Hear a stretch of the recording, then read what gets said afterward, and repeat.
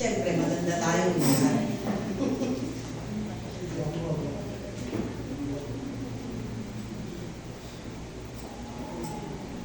So, tayo pong lahat ay napagpala ng ating pagsamba sa Panginoon. Amen po. Na-bless ba tayo? Na-bless kaya ang Panginoon? Nalugod ba ang Diyos sa ating mga papuling awit sa Kanya? Alam nyo, dapat excited tayo magpuri sa Panginoon sapagkat ito lang yung oras na sama-sama nating magagawa yan. Pero hindi po ibig sabihin na tuwing Sunday lamang tayo sasamba at magpupuri sa Panginoon. Amen? Ginagawa lang natin ito corporately, together, pero every single day of our lives, dapat po tayong lahat ay sumasamba sa Diyos. Pag-gising pa rin sa umaga, yan na po yung ating ginagawa. Pagpupuri sa Panginoon sa Kanyang kabutihan at kapangyarihan. Amen? Amen. So sa umagang ito ay meron po tayong pag-aaralan o tatalakayin paksa, medyo napapanahon. At nais ko po ito ay talakayin para sa ikatututo natin, liligtas natin sa mga pandaraya at panlilinlang ng kaaway ng ating mga kaluluwa. Tayo bisaglit na manalangin muna at humiling ng patnubay ng Panginoon sa ating pag-aaral. Dakilang Diyos, aming Ama, samahan mo nawa kami sa umagang ito. Sa aming pag-aaral, buksan mo po ang aming mga kaisipan, ang aming mga puso, upang tunay na aming mapagtanto at matutuhan ang nais mo nga itong ituro at ihayag sa amin sa umagang ito. Aming inalalayas ang lahat ng spirito na umahadlang upang kami ay lubos na makarinig sa iyong tinig sa umagang ito. We cleanse this entire place, this entire worship hall from the presence of the evil one, in the name of the Lord Jesus. And we release the Spirit of God to inhabit and to dwell fully in this place today. In the name of the Lord Jesus. Salamat, Panginoon, at samahan mo kami sa aming pag-aaral. Habang kami nakikinig, patuloy ka namang maluwalhati sa aming kalagitnaan. Sa tanging pangalan ng Panginoong Jesus, ito pong aming panalangin. Amen. Ang paksa pong ating tatalakayin ay mayroong kaugnayan sa isang napakainit na usapin sa ngayon. At nais ko pong ito ay ating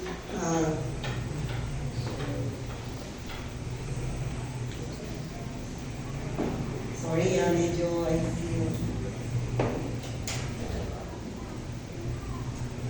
Sino po ba yung nakakabalita ng tungkol sa isang mainit na aksa o issue tungkol sa isang pastor na mainit na pinag-uusapan sa ngayon?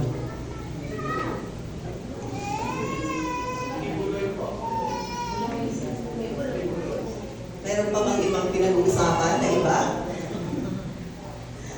O, si Kibuloy. Si Pastor Kibuloy. Ibig sabihin, kaya sa tinatawag na pastor, hindi siya pare. Hindi siya galing sa ibang religion. Siya ay isang Christian pastor supposedly.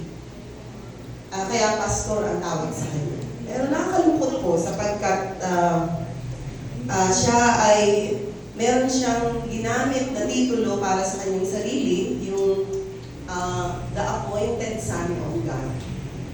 Itinanglaga o itinakdang anak ng Diyos. Alam mo, kitaan ko ba yan? Are you aware? Baka kung hindi kayo aware. Sinong aware?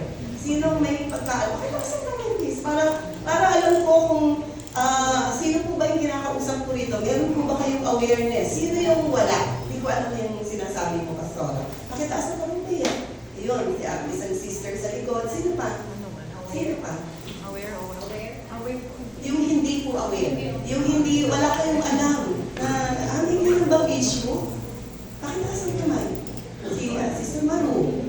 Nanay Masing, sino pa? O para sa kaalaman ng iilan, kasi mas marami yung nakakaalam. Siya po ngayon ay subject ng isang mainit na usapin sa Senado, sapagkat ang kaso niya ay tungkol sa human trafficking,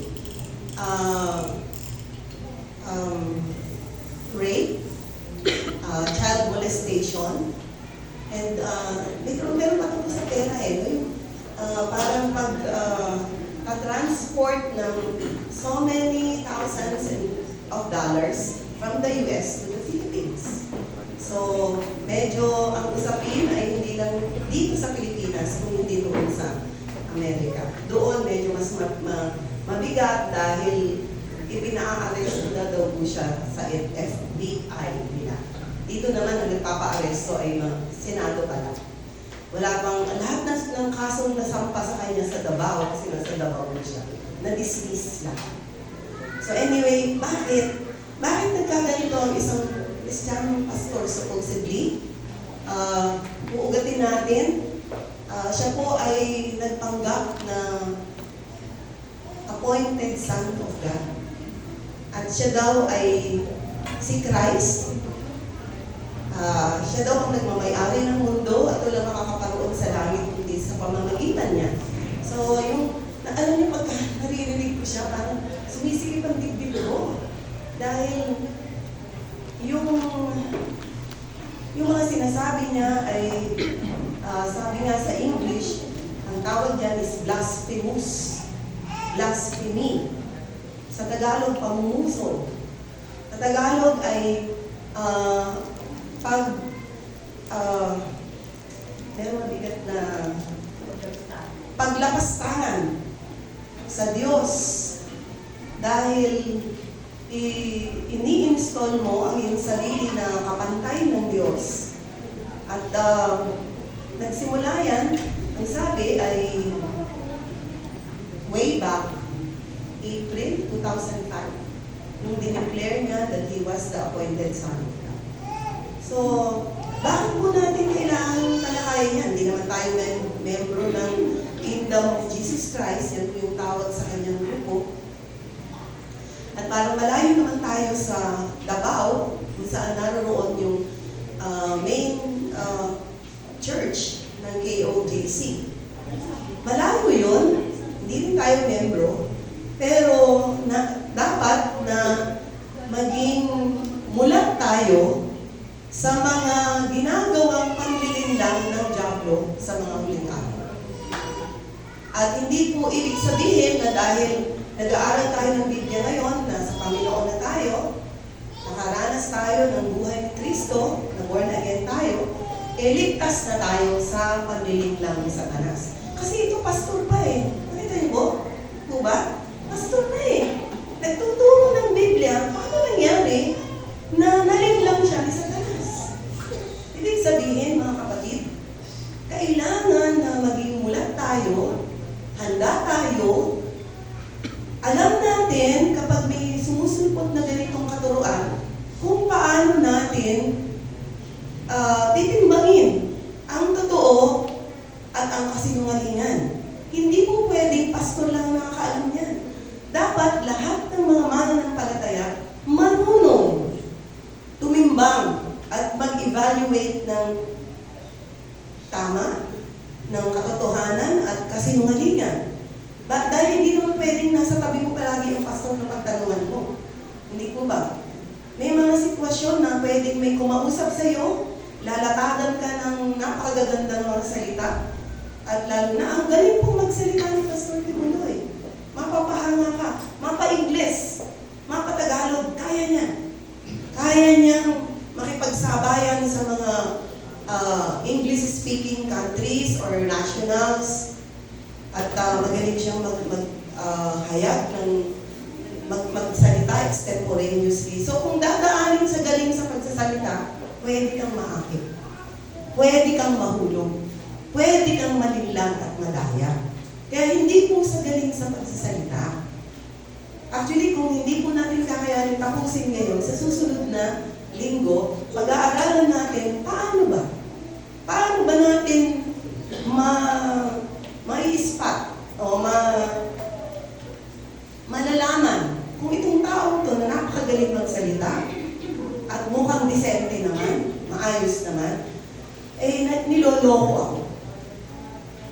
Paano ba na isang tao na tulad ninyo, mga sinatawag na ordinaryong miyembro ng simbahan, ay hindi malinlang? So yan po yung ating dapat pag-usapan kasi nasa mga huling araw na tayo eh. Umiiksi na yung oras na mayroon si Satanas. So he is already, and he knows that very well. Alam na alam ng diablo na his time is getting shorter. So even the very elect can be deceived. Maging yung mga nakakilala na sa Panginoon, pwede na madaya.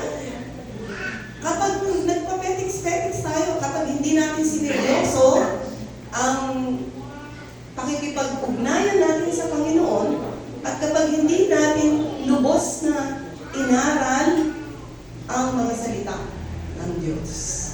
Kasi dito, ito po ang magliligtas sa atin. Ang salita ng Diyos at ang kanyang Espiritu ang mag-iingat sa atin sa lahat ng kabulaanan, kasinungalingan, at panluloko, panlilinglang ng diablo at mga pinakawalan ng diablo dito sa mundo. Ngayon, bago po natin pag-aralan yan, ugatin natin, saan ba nagmula ito? Alam niyo po ba itong pagpapanggap na siya ay Diyos? Marami po yan eh. Sinabi naman ng Panginoon Jesus yan sa Mateo 24, in the last days, many false Christs and false prophets shall arise. Sa mga huling araw, maraming mga magpapanggap na mga bulaang Kristo at bulaang propeta. So, prophesied yan. Dapat po, hindi na tayo magulat, may mga lumilitaw na ganyang spirito at mga ganyang personalidad. At hindi lang dahil pre-prophesy o sinabi ni Kristo sa Matthew 24, nagmula yan una sa lahat, dun sa, sabi nila, aklat ng lahat ng simula, sa Book of Genesis. Pupunta po tayo dyan dahil napakahalaga po yan. It's foundational. Sa Genesis 3, makikita natin kung paano nagawa ang unang pagkakasala at kung paano kumilos si Satanas upang matukso niya sina Adan at sina Eva na magkasala. So, very foundational ito. Kailangan aralin natin ito dahil hindi naman nagbabago ng estilo o ng estratehiya si Satanas. Iba-ibang forma lang. Pero it's the same banana, sabi nga nila. When you look at how he deceived Adam and Eve, mapapansin ninyo na ganun din kung paano niya tayo lokohin. Babasahin po natin ang Genesis 3, 1 hanggang 5. Basahin po natin at sa mga nakahandang magsulat, sulat nyo na po, Genesis 3, 1 to 5. Ang sabi po dyan, and we all read together, ang ahas ang pinakatusok sa lahat ng hayop na nilikha ng Panginoong Yahweh. Isang araw, tinanong nito ang babae, totoo bang sinabi ng Diyos na huwag kayong kakain ng anumang bungang kahoy sa halamanan? Sumagot ang babae, maaari namin kainin ang anumang bunga sa halamanan. Huwag lamang ang bunga ng puno na nasa gitna niyo. Sinabi ng Diyos na huwag namin kakainin, lihipuin man ang bunga nito. Kung kami raw ay kakain nito, mamamatay kami. Ngunit sinabi ng ahas, hindi totoo yan. Hindi kayo mamamatay. Verse 1. Sinabi lang yan ng Diyos, sapagkat alam niya kung kakain kayo ng bunga niyon, makakaunawa kayo. Kayo ay magiging parang Diyos at malalaman ninyo ang mabuti at masama. So dito po nagsimula ang pagpasok ng kasalanan sa buong sanlibutan. Bago po ang Genesis 3, maayos ang buhay sa hardin ng Eden. Merong napakalapit na kaugnayan ang tao sa Diyos at ang Diyos sa tao. It was a very personal relationship, very intimate, close. They were talking to each other. There was no wall. There was no wall or division between God and man. Naiba po ang kwento, ang kasaysayan nang pumasok ang kasalanan sa sanlibutan at ang papasok niyon ay ang ahas. Sino ang ahas? Si Satanas. Sino si Satanas? Ang ahas. Si Satanas. Si Satanas po ay dating anghel. Nasa Ezekiel yan, nasa Isaiah yan. Hindi po natin muna pupuntahan ng doon, meron pa tayong part 2. Siya po ay dating anghel. Ang tawag sa kanya, the bright morning star, at ang pangalan niya dati ay Lucifer. Subalit, si Lucifer, na pinakamaliwanag sa lahat ng anghel, ay naghimagsik sa Diyos, nag-ambisyong maging Diyos, kaya dahil doon, siya ay in-expel sa langit, kasama ng 1/3 of the angels. Ang tawag doon, fallen angels. Mga anghel na pinalayas sa langit kaya naging mga demonyo na pinag-aharian ni Lucifer na naging Satanas. They are called the rebels. So, itong si Satanas o na dating Lucifer ay pumasok sa kaanyuan ng isang hayop na isang ahas. Alam niyo naman ang ahas, anong gawa niya? Nanunuklaw, makamanda. So, nag-appear siya before Adam and Eve. Kinausap, nagkasalita yung ahas. At ang sabi, totoo ba na pinagbawalan kayo ng Diyos na huwag kakain ng anumang bunga dito sa halamanan o sa hardin ng Eden? So, he started a conversation. At sumagot si Eva. No, masyado intrigitiba si Eva. Siya ang sagot ng sagot. Kaya kung minsan ng mga babae pinatatahimik eh. Sabi niya, maaari naman po namin kainin ng anumang bunga sa halamanan. Huwag lang ang bunga ng puno na nasa gitna ng halamanan. At sinabi po ng Diyos sa oras na kainin namin ito, ano daw mangyayari? Tiyak daw po kami mamamatay. Anong sagot ng ahas? Hindi naman kayo mamamatay. So, nung sinabi ng ahas sa kanila, hindi nyo ikamamatay ang pagkain ng ipinagbawal na bunga. Ibig sabihin, everything in the garden, you are free to eat, sabi ng Panginoon sa kanila. Pero, except that one, at the middle, at the center of the garden, hindi pwede. Imagine ninyo, hindi ipinagkait lahat, maliban sa isa. Pero ano nangyari? Alam naman na natin ang it's a story told and retold many times. Na naakit at nainganyo sila ng ahas na kainin yung nag-iisang ipinagbabawal ng Diyos. Kaya ang sabi, kung ano ang bawal, yun ang masarap. No? Bakit nga ba minimithi pa yung nag-iisang ibinabawal na yun? Ganun po ang nangyari. Naging parang napaka-attractive, napaka-appealing nung ipinagbabawal ng Diyos. At anong ginawa ng ahas na nag-disguise, o ni Satan na nag-disguise, nag-mistulang ahas?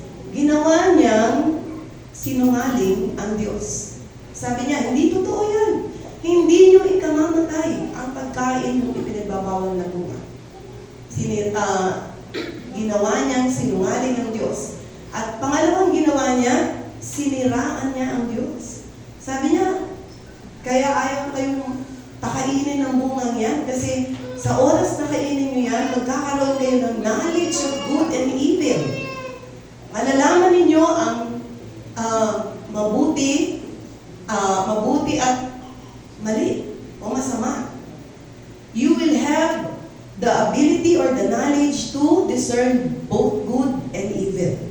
And you will be like God.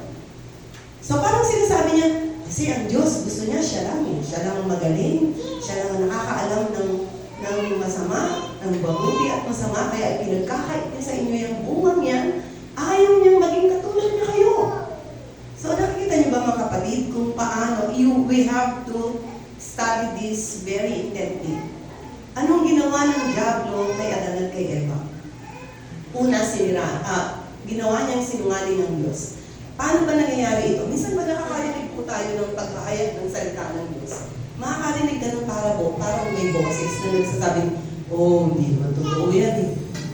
Niloloko lang kayo yan. Meron ganong, maski ako naririnig ko yan eh. Ako, I also experienced that at times. Pagka meron akong nababasa o naririnig na katuruan, I could sense there is a voice that tells me, that's not completely true. Hindi naman totoo yan o partially true lang yan. So the devil is out to make God a liar so that you will not believe God. So that you will not 100% commit to God and to His Word. He is out to discredit God and to malign and slander God. Sabi niya, gusto ng Diyos, siya lang ang Diyos. Ayaw niya kayong maging katulad niya. Kaya ipinagkakait niya sa inyo yung bungang ipinagbabawal niya. So, God who is infinitely good, He is casting dirt on God. Sinasabi niya na ang Diyos hindi naman mabuti.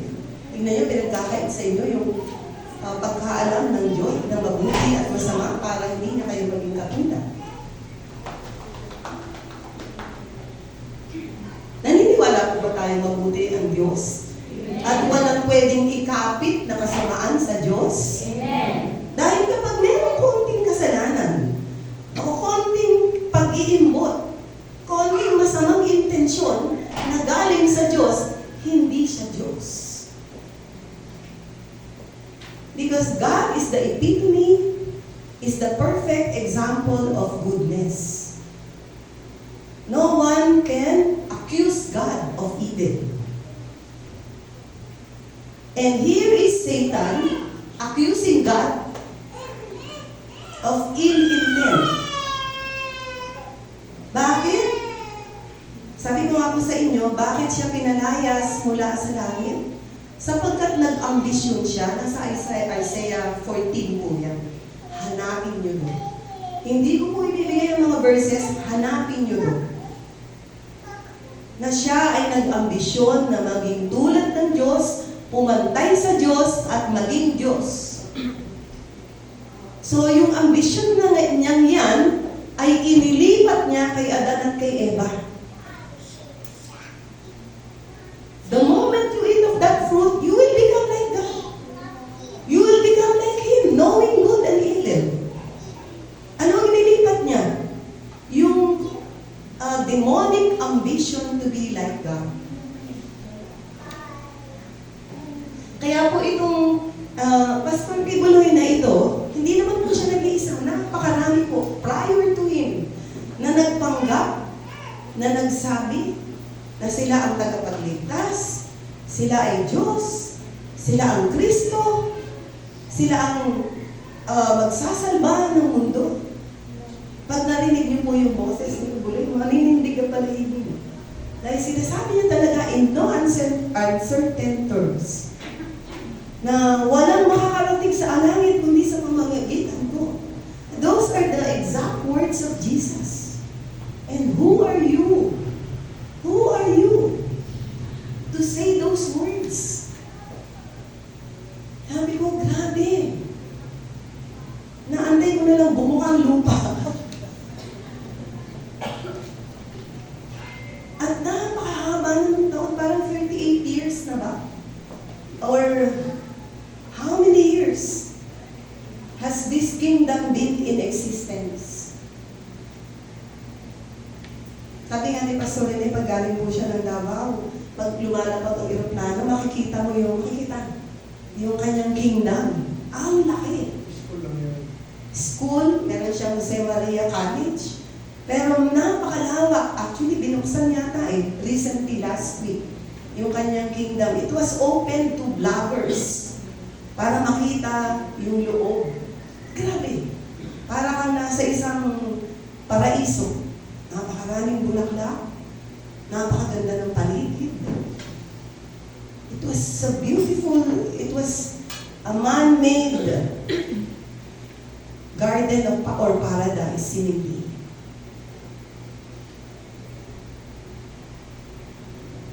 Paano nangyari na ang isang tao ay magkaroon ng lakas ng loob na magpanggap na Diyos, anak ng Diyos at Diyos?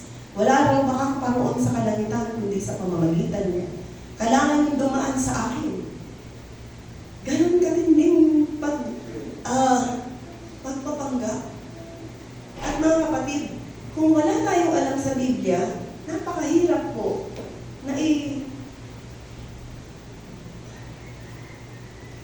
maintindihan o masalab ang mga ganitong uri ng deklarasyon. At yung mga kapanalig niya ng mga malalaking politiko, alam mo ang sabi? Si Pastor Kibuloy daw po ay pinipersecute. Tulad ni Kristo, inuusig.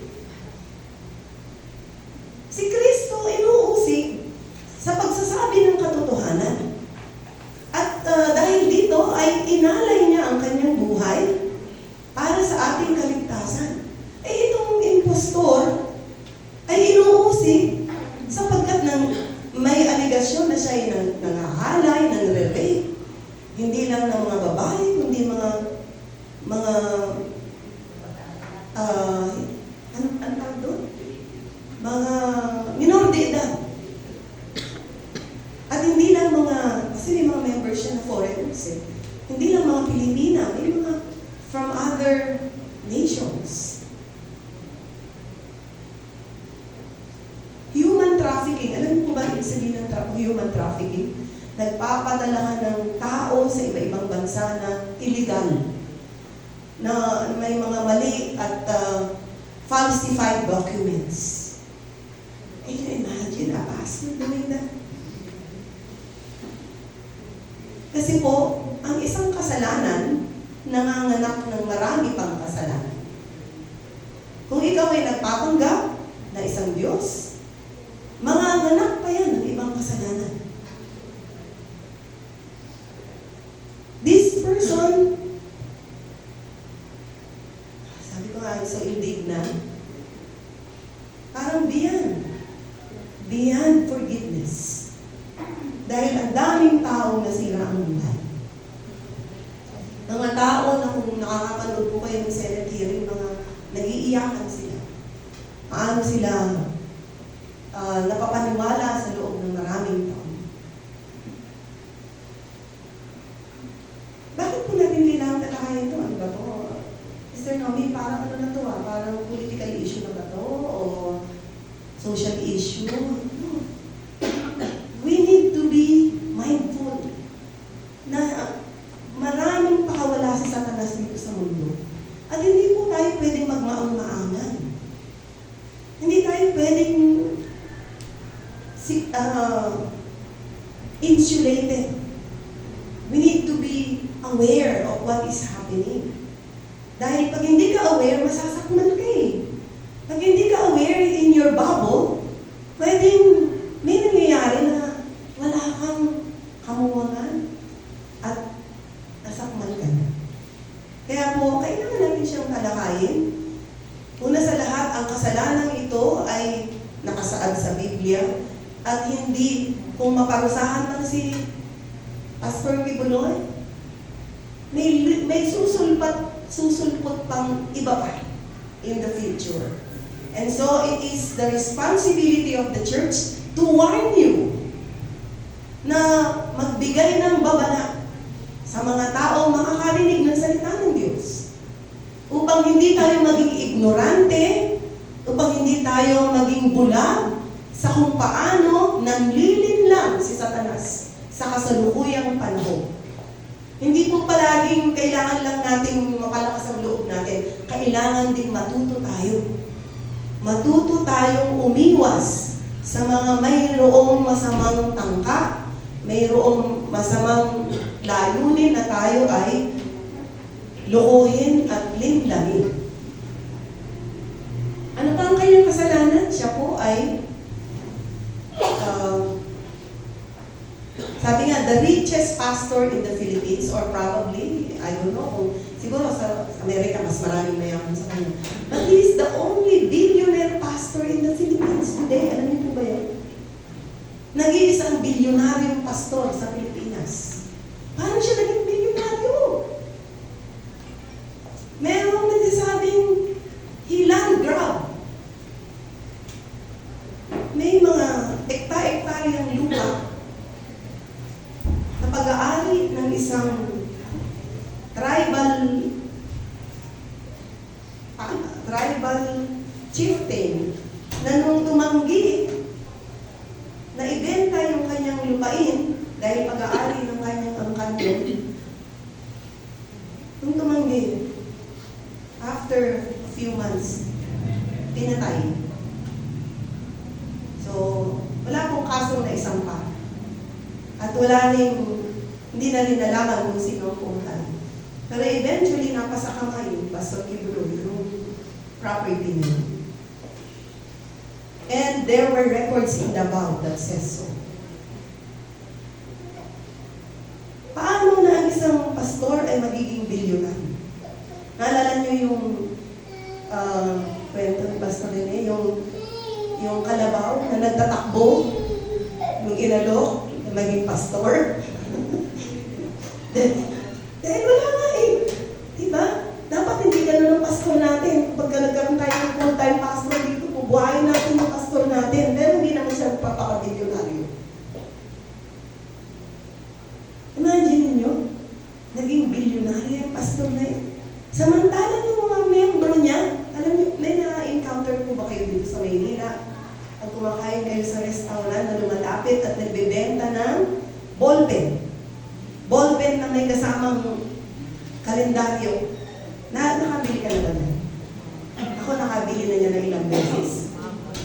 Sa awa ako kasi pang-tuition daw, para sa mga isang organisasyon ng mga bata. O may mga candy, may OTAP. Yung pala, yung mga miyembro niya yun. Miyembro pala niya yun. So sabi ko, yung ilang beses na nakabili ako, may ambag ako dun sa bilyon niya. Nagigigil talaga po ako. Kasi siya bilyonaryo, tapos yung mga miyembro niya nangihingi ng limos. Yung iba napapaniwala na pag-aaralin daw niya sa Jose Maria College, pero may quota sila ng 3,000 a week. A week. Panginoon. Kung ilan yan, at hindi lang dito sa Pilipinas, meron sa Canada. May human trafficking nga eh. Dinadala sa Canada, dinadala sa US. Can you imagine? All over the world. In several parts of the globe. Meron pinakawalan siya para manghili ng limos para sa kanya, para ano? Para makabili siya ng jet. Meron siyang private jet. Meron siyang mansyon. Meron siyang sariling radio TV station. Meron siyang college. And a lot of other investments na hindi ko na alam. While his members are begging.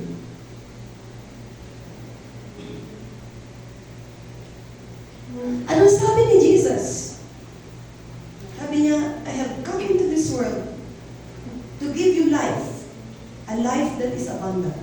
Dumating ako upang bigyan kayo ng isang buhay, hindi lang habang buhay, hindi lang walang hanggang buhay, kundi isang buhay na masagana.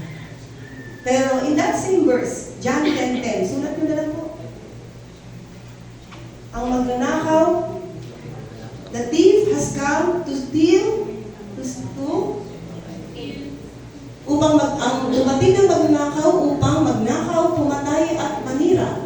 Subalit ako, ang sabi ni Jesus, naparito ako upang ang mga tupa magkaroon ng buhay na masaganang lubos. So makikita niyo po rito, this is a study in contrast.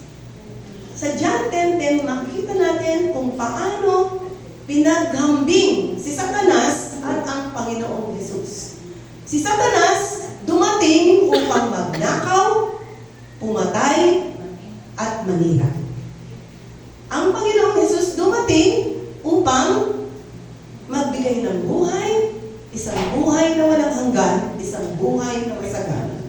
Meron pang dahilan kung bakit dumating siya.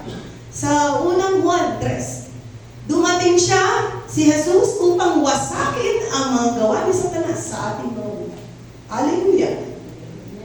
So kung layunin ni Satanas, pag nakawan ka, sirain ka, patayin ka, dumating si Jesus upang biguin si Satanas. Hallelujah! Purihin ang Diyos! Purihin ang Panginoong Jesus na dumating upang tayo ay iligtas sa kamay ni Satanas. Can you imagine? Nagpayaman habang ang kanyang mga miyembro ay namamalimos para sa kanya.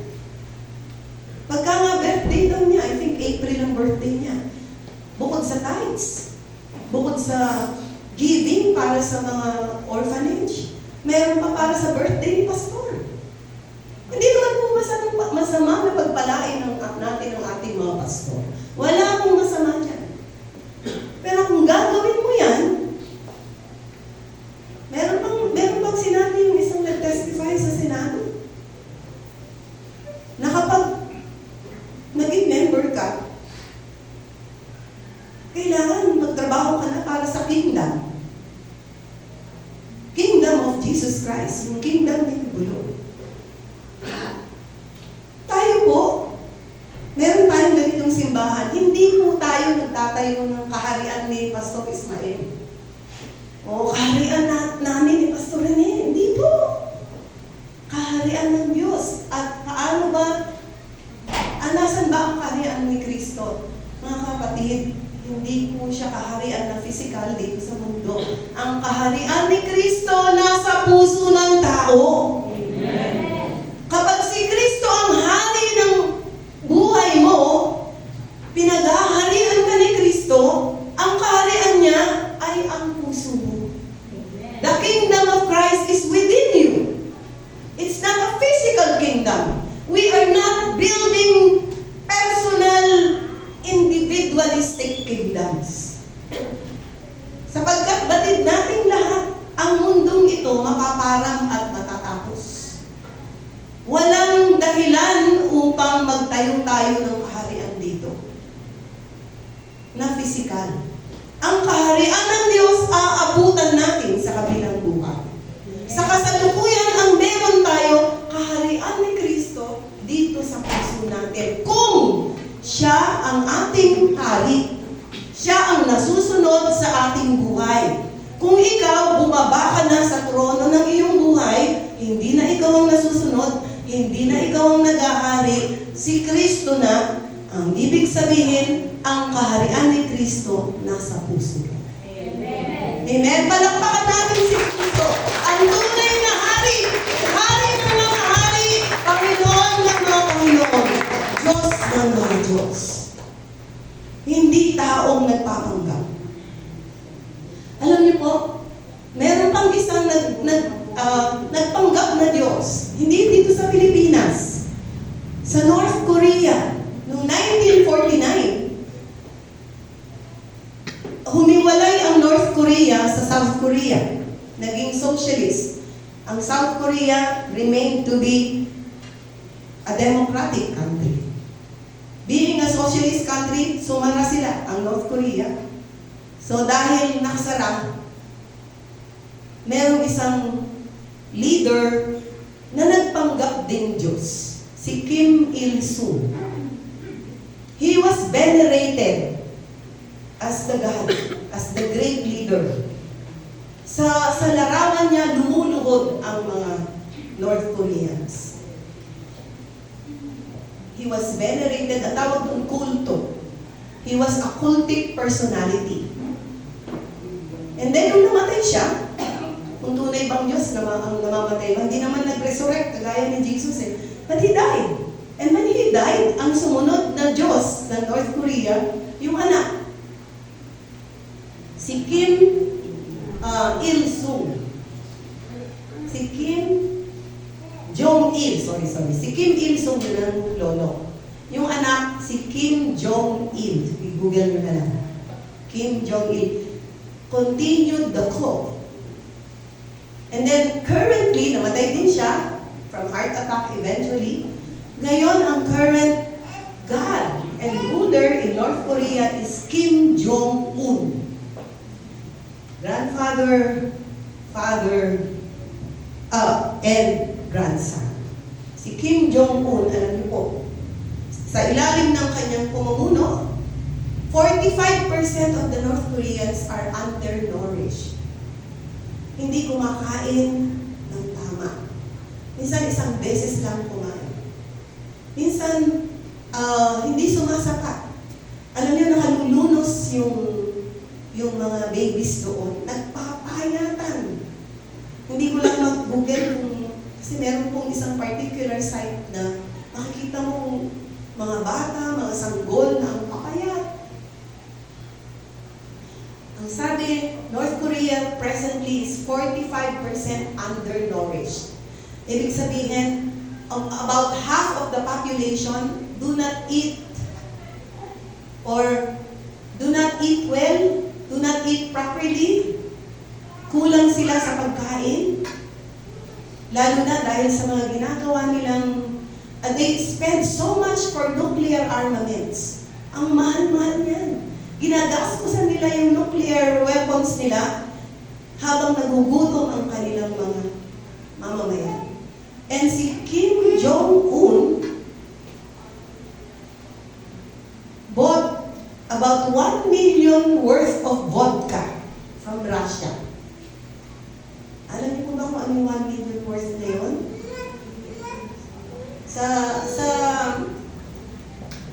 Sa currency natin, 55 million worth of wine.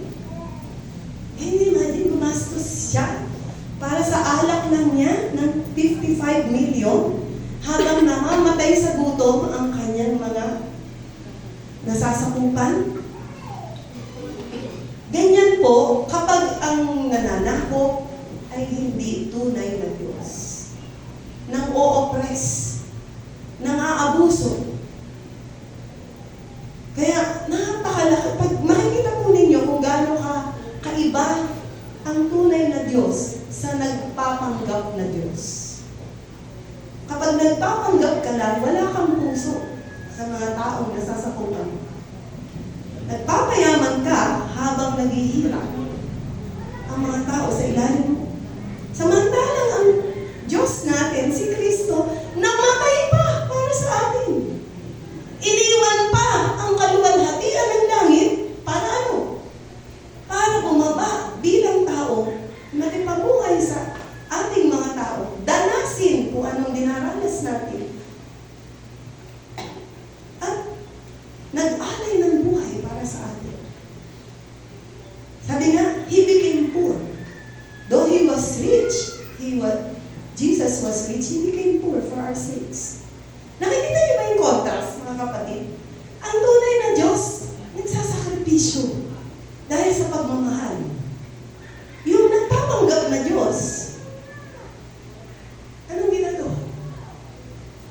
Nagpapahirap, nang-aabuso, nanloloko, nanlilinlang. Makikita niyo yung pagkakaiba sa motibo. Yung bang nagtuturo sa inyo, ang motibo niyan? Ano bang pakay niyan? Gusto niya bang magtayo ng sarili niyang kingdom? Gusto niya bang makilala? Gusto niya bang yumaman? Gusto niya bang sumikat? Pag ganyan ang nararamdaman niyo na iba na ang motibo, magtatakbo na kayong palayo. Pero ang motibo ay para sa kapakanan niyo. Para sa ikaiigin ng buhay ninyo. Para sa ikaliligtas ninyo. Eh, manatili kayo. Nasa tamang lugar kayo. Dahil pinagmamalasakit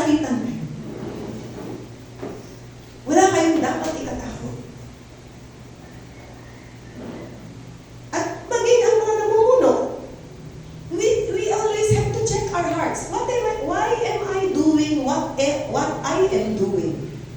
Bakit ko ginagawa ang ginagawa ko? Is this so that I will become known? So that I will receive? So that people will bow down to me? Pag ganyan na po yung motibo ng puso natin, it is high time to repent. Kailangan po tayong maligluhod at magsisi sapagkat nahahaluan na ang motibo ng puso natin. Kailangan palagi po tayong nagpapasuri ng ating mga puso sa Panginoon. Dahil napakadaya. Sabi nga, the heart of a man is desperately wicked and deceitful. Kala mo, sabi nga, ano pa sabi ni Pablo? Sabi niya sa 1 Corinthians 12. Examine your hearts, lest you also fall. Kailangan po natin nagpapasuri ng ating mga buhay, ng ating mga puso sa Panginoon. Sapagkat nagkalat yung mga espiritu ng kalapan na nangliling lang, hindi lang dun sa mga wala pa, sa kawan ng Diyos, pati dun sa nasa loob na. Alam niyo ba mga kapatid, maski yung mga magpastor na, bishop na, nasa taas na, hindi accepted. The devil is out to deceive even the very elect. Sino ba yung mga nagbagsakan ng mga lingkod ng Diyos? High profile sa Amerika. Sinanto ba sila ni Satanas? Sinabi ba ni Satanas, hindi mo nagagalawin yan kasi masyadong maraming following yan, kilalang kilala na yan, bilyonaryo na yan. Ganun ba si Satanas? Hindi po. Mas kilala ka, mas maganda. Kasi pagbagsak mo, marami kang dala-dala. Yung mga naniniwala sa'yo, tangay-tangay mo silang babagsak. Dahil naniniwala sila sa'yo. Kaya mga kapatid, tayong mga naglilingkod sa Diyos, ingatan natin ang ating mga buhay, ang ating mga patotoo, sapagkat maraming nakatingin. At salamat sa mga nakatingin kasi ang napakagandang epekto niyan na mag-iingat ka. Surround yourself with people who look up to you so that you will always be reminded, I have to take care of myself, not just for my sake, but for them only. I have to guard the flock. Kailangang bantayan natin. May mga lobo, may mga oso, may mga mababangis na hayop na naninila. Noon hanggang ngayon at sa darating na panahon, hindi sumusuko at tumitigil sa Satanas. We should always be on guard. Kaya kung ikaw ang buhay Kristiyano mo, parang petiks-petiks na kapatid mo.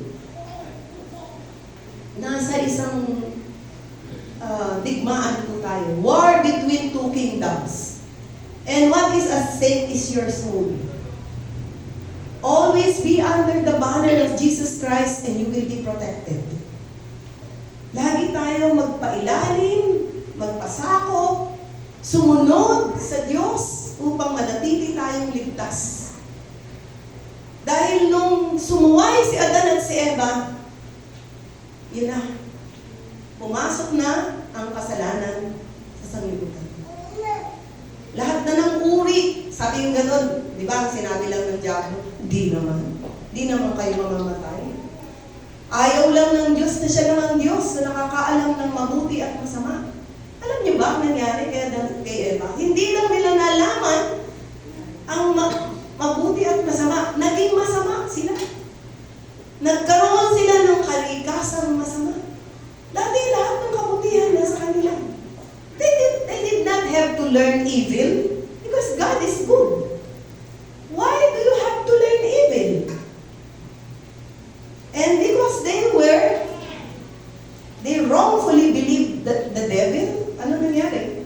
Hindi lang nila nalaman ang mabuti at masama, pati yung masama, natutuhan nila at naging masama sila. na hanggang ngayon, pinapamana sa atin.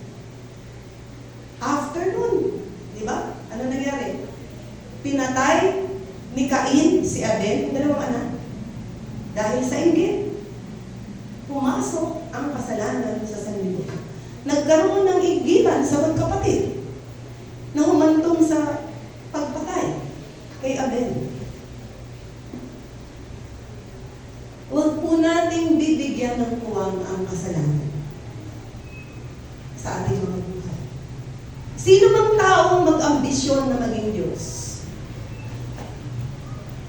is already a demonic, satanic sin. Because the original one who wanted to be like God was Satan, the devil. Siya yun. So yung sabihin mo pa lang, harap ako sa inyo, mga kapatid, ako,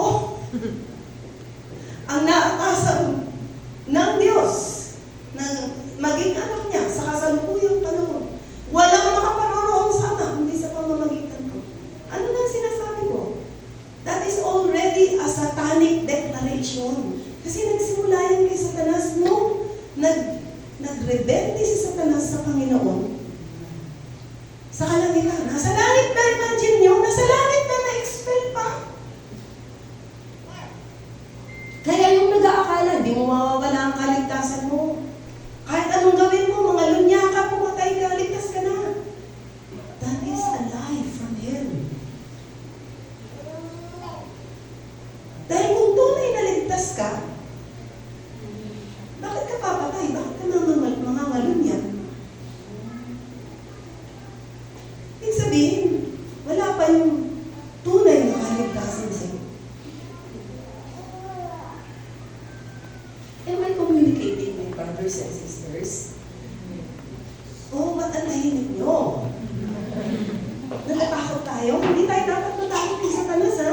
Ang Diyos ang dapat nating tatakutan. Sabi ko nga po, this man has no fear of God. By pronouncing those words, nakakakilabot. Gusto nating maging tulad ng Diyos sa kabutihan, sa kababaang loob, sa pagtitiis, sa pag-ibig. Pero hindi ko mapagpanggap na Diyos. Malaki po ang pagkakaiba mo. Napakalaki ng pagkakaiba nung gusto mong maging tulad ng Diyos to become more like Jesus in character, in goodness. Hindi yung magpanggap ka na parang Diyos na nasa iyong kapangyarihan, nasa iyong kakayahan, na kailangan kang luhuran. Napakalaki po ng pagkakaiba, mga kapatid.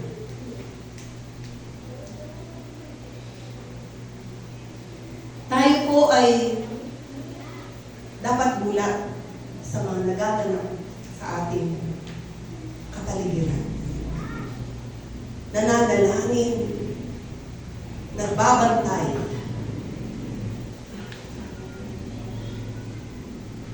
At maliwanag po sa ating binasang mga talata, John 1:10. Kanino ka? Sa magnanakaw o sa tagapagligtas? Pero the moment na ine-entertain po natin ang kasalanan sa isip at sa puso natin, alam niyo po, kahit sinasabi ng bibig natin, dito ako sa panig ng tagapagligtas. Pero kapag nag-iimbak ka ng galit sa puso mo, nanloloko ka ng kapwa mo, nag-iisip ka ng masama sa kapwa mo, sinasabi ng bibig mo na kay Kristo ka, pero sinasabi ng buhay mo na kay Satanas ka. So, sino paniniwalaan ng Diyos? Mga kapatid, matutuhan natin na yung sinasabi ng bibig natin, ipinamumuhay natin. Na kung ano tayo sa harap, ganun din tayo sa likod. Na kung ano yung sinasabi natin sa mga tao, pinaniniwalaan natin. At ipinamumuhay natin. Yung ganyang uri po ng mananampalataya, hindi kailanman maibabagsak ni Satanas. Pero kapag nakikipaglaro ka kay Satanas, delikado ka kapatid. delikadong delikado.